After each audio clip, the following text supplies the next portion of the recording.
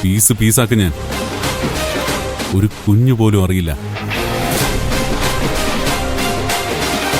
മനസ്സിലായടാ? നമുക്ക് പോവാം.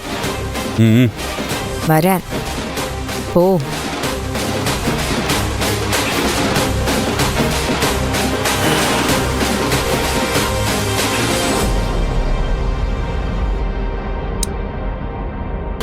സിദ്ധുവിന് ഏതായാലും ജാമ്യം കിട്ടി. ഇനി കേസും കോടതിയെന്നും പറഞ്ഞ് നടക്കരുതെന്ന് പറയണം നിരഞ്ജനോട്. മുഴുവൻ സമയവും ക്ലിനിക്കിന്റെ കാര്യങ്ങൾ ശ്രദ്ധിക്കാൻ പറയണം. അത് ഞാൻ പറയേണ്ട ആവശ്യമൊന്നുമില്ല. അദ്ദേഹത്തിന് അറിയാം എന്താ ചെയ്യേണ്ടതെന്ന്. കൂട്ടുകാരനൊരു അപകടം വന്നപ്പോ സഹായിക്കാൻ പോയി. അതാരും ചെയ്യുന്നതല്ലേ ഏട്ടാ? സ്വന്തം പ്രൊഫഷനും ജോലിയും മറന്നിട്ടല്ല മറ്റുള്ളവരുടെ ആവശ്യങ്ങൾക്ക് വേണ്ടി നടക്കേണ്ടത്. നിരഞ്ജൻ ഒരു ഡോക്ടറാണെന്ന് ഓർക്കണം. ഒരു ഡോക്ടർക്ക് സമൂഹത്തോട് ഒരുപാട് കടപ്പാടുകളുണ്ട്. ഡാഡി ഡോക്ടറല്ലേ? ഡാഡിക്ക് സമൂഹത്തിനോട് കടപ്പാടില്ലേ? അതിന് ഞാനിപ്പോ പ്രാക്ടീസ് ചെയ്യുന്നില്ലല്ലോ. എന്തുകൊണ്ട് അങ്ങനെ ഒരു അവസ്ഥയുണ്ടായി? അല്ല, പറയുമ്പോ അതുകൂടി പറയണമല്ലോ. നമ്മളിപ്പോ ഡിസ്കസ് ചെയ്യുന്നത് നിരഞ്ജനെ കുറിച്ചാണ്.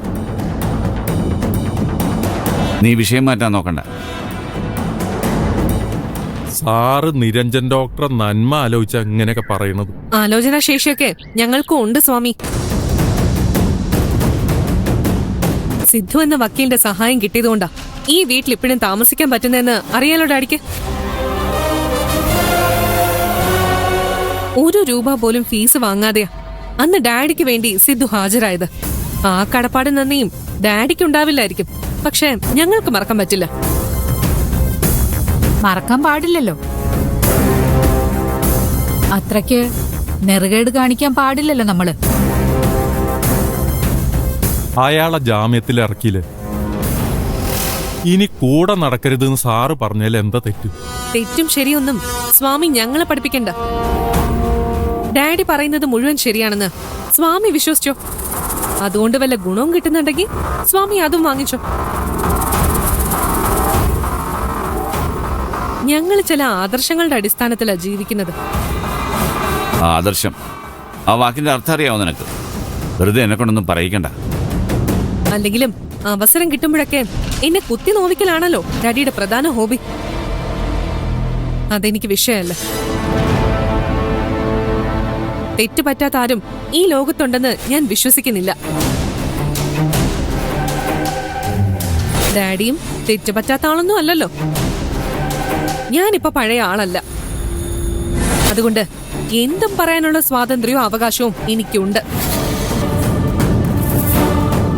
ഞാനത് പറയും. അത് ആർക്ക് ഇഷ്ടപ്പെട്ടാലും ശരി, ഇല്ലെങ്കിലും ശരി.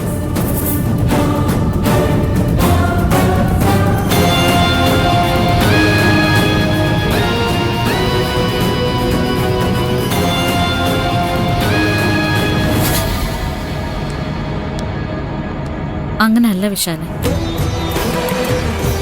ഇപ്പം നമ്മുടെ ഭാഗത്തുനിന്ന് ഒരു പ്രകോപനം ഉണ്ടാവാൻ പാടില്ല.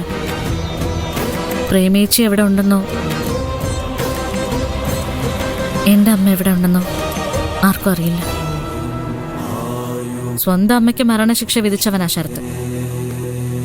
അവൻ ആരോടൊക്കെ എങ്ങനെയൊക്കെ പെരുമാറുന്ന അറിയില്ലല്ലോ. അവർ രണ്ടുപേരും തിരിച്ചു വരട്ടെ. ആ നിമിഷം നിങ്ങൾക്ക് അവനെ എന്തും ചെയ്യാം. എന്തും എന്ന് വെച്ചാൽ ഞാൻ ഉദ്ദേശിച്ചത് ജീവൻ ഒഴിച്ചുള്ള ബാക്കി എന്തുവാ. ആ ജീവൻ എനിക്ക് വേണം. അതിൻ്റെ അവകാശം ഞാനാ, വിധികർത്താവ്. വിശാലേ, ദേവികമോള് പറഞ്ഞതാ ശരി. ഇപ്പം നിങ്ങളുടെ ഭാഗത്തുനിന്ന് ഒരു എടുത്തിയാട്ടം ഉണ്ടാകാൻ പാടില്ല. വളരെ ബുദ്ധിപരമായിട്ട് സാവകാശം വേണം അവനെ പൂട്ടാൻ. പിന്നെ പൂട്ടിയാൽ അതിൽ നിന്ന് ഒരിക്കലും അവൻ രക്ഷപ്പെടാനും പാടില്ല. ശരി, നിങ്ങളുടെ ഇഷ്ടം അങ്ങനെയാണെങ്കിൽ അങ്ങനെ പോട്ടെ. ദേവിക്ക് എപ്പോൾ വേണമെങ്കിലും ഞങ്ങളെ വിളിക്കാം. ഇനി ഞങ്ങളെ അന്യരായിട്ട് കാണേണ്ട ആവശ്യമില്ല. എന്നോട് നീരസമുണ്ടെന്നറിയാം, അതങ്ങനെ തന്നെ നിൽക്കട്ടെ. പക്ഷേ വിശാലിനെ വിശ്വസിക്കാം. നല്ലവനാ, എന്തിനും കൂടെ നിൽക്കും. എന്നാ ശരി എന്നാ.